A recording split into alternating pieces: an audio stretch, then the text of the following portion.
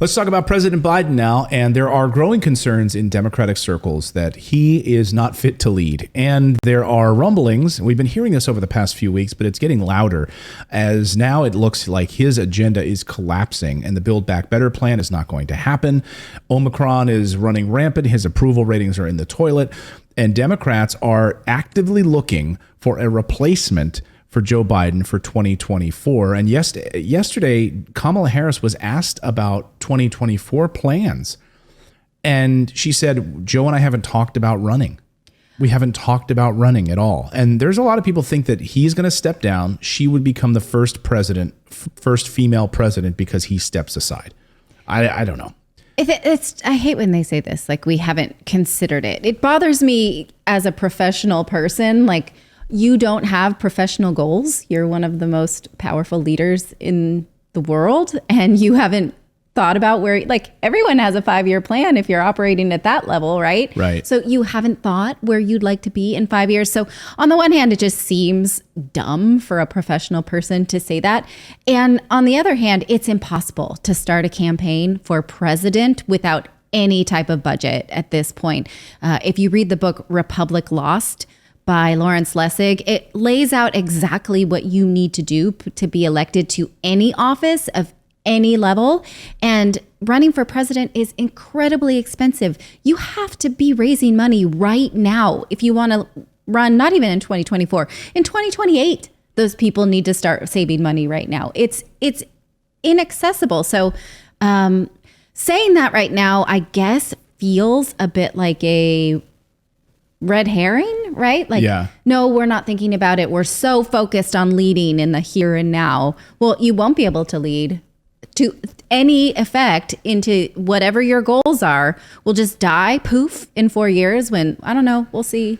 It seems it's ridiculous. Crazy. It's ridiculous because we know that the fundraising, the apparatus begins immediately after they're elected. And it has to. They're inaugurated. They have no choice. I mean, there's like in Congress, at least you get like a month of like a reprieve before you have to start getting on the phone and raising money again. There's literally like a 30 to 60 day window after you win a Senate seat or a House of Representatives seat where you don't have to go get on the phone and start campaigning again immediately.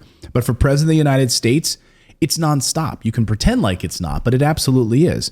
So Joe Biden thinks that the media hasn't been nice to him, right? The media has been cruel to him. So he sat down with media elites the other day to complain about media coverage and asked about all of this that's going on right now. You have a number of Democrats that are really worried about this, and they are facing, as the Hill points out, a painful reality as priorities stumble. And among the list, I mean, of course, on the top of the list is the Build Back Better, that they're unlikely to pass President Biden's Build Back Better social spending plan this year. And Joe Manchin, of course, is the big thorn in the side of Democrats right now for this.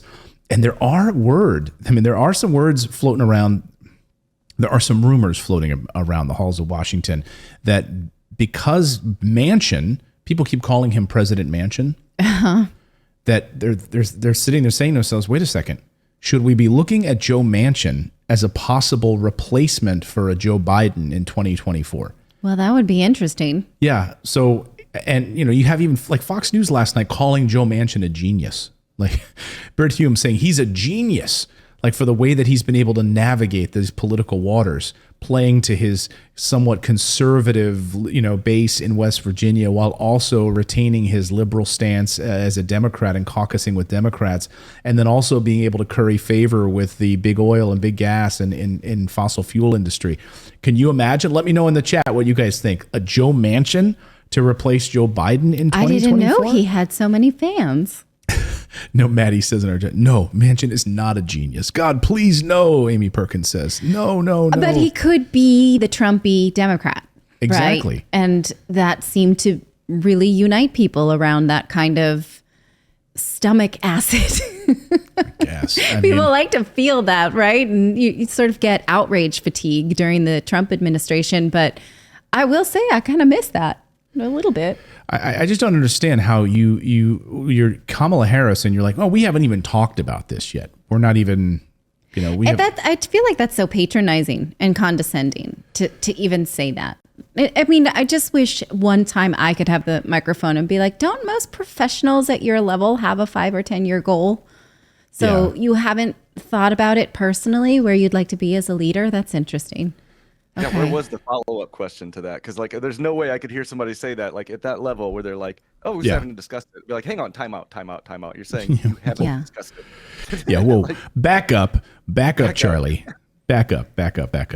Yeah. So will President Biden be replaced? I mean, a lot of people saying like he doesn't have the stamina right now to, and they're inner circle wondering and worrying about him in 2 more years. Really worried about his cognitive ability. Forget his cognitive ability for a minute. Just think about the leadership ability on a lot of these major agenda items. Apparently, according to Bloomberg this morning, there's a lot of people in the White House who sort of grew up on the Aaron Sorkin era, West Wing, like watching the West Wing, right? Where here's a president in the West Wing on that television show that could get things done. And it's like the ideal, like an idealist way of looking at the world. Like that's why we got into politics. We grew up watching West Wing. That's why we're here. President Biden's our answer. We've got a democratically controlled Congress. And then you look and they haven't done anything. And they can't even get their own agenda through. Well, he spent a lot of money on stimulus that wasn't even means tested, just like threw money out of a train, They passed a defense budget. Right. They defense a 20% higher defense budget, and the infrastructure bill, which, will get some people not poisoned water, about 1/3 of the country. The other 2/3 can just keep drinking lead. I guess that's fine. Yeah. And so like they're going to try to, so talk about this, the lead pipe issue right now. I mean, they're going to try to get this lead pipes. So for drinking water.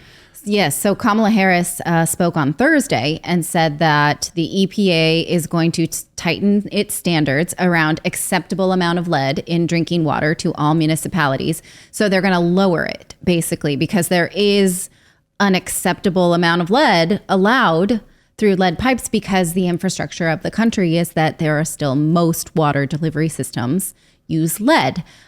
Meanwhile, the EPA is saying the science is in on lead. There is no safe level of exposure. I was very encouraged actually to see that this AP story used the word, that's a CNN story, but they specifically used the word neurotoxin to promote the fact that just like many things are known carcinogens, they cause cancer. Neurotoxins cause cognitive decline and disease of the neurons. And so it's interesting now that we're using this to bring awareness to things that are a neurotoxin. One of them is lead. Lead in our water is a bad thing.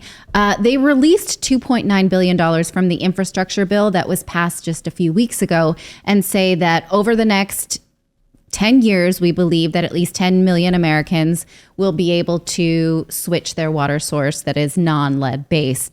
But experts say that this was only 1/3 of the budget that urban planners said was needed to make this national choice. So 1/3 of the country, you can guess which third, will get safer water and 2/3 will not.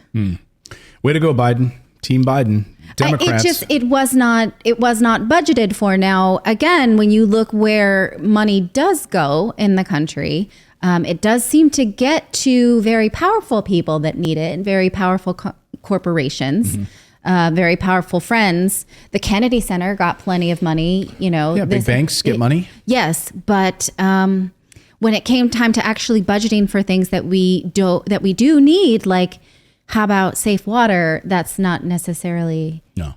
And it's interesting because the United States is kind of known for having cleaner water than most places. Right. We joke about going to Mexico. It's filtered and like, don't drink the water. It looks like this, but you can't see lead, You can't see lead. You can't see the chlorine. You can't remember we lived in New Jersey and the water in New Jersey is just awful. I mean, really, really bad. It's so bad that you have to get, you have to get a reverse osmosis system in your house just to be able to drink the water. But specifically in Essex County, there were politicians that went to jail for allowing companies to dump in it. Yeah. And so, yeah. So you think your health is not political. It's insane. And by the way, in a very blue state, by the way. So you don't get much bluer than New Jersey, and this is the kind of...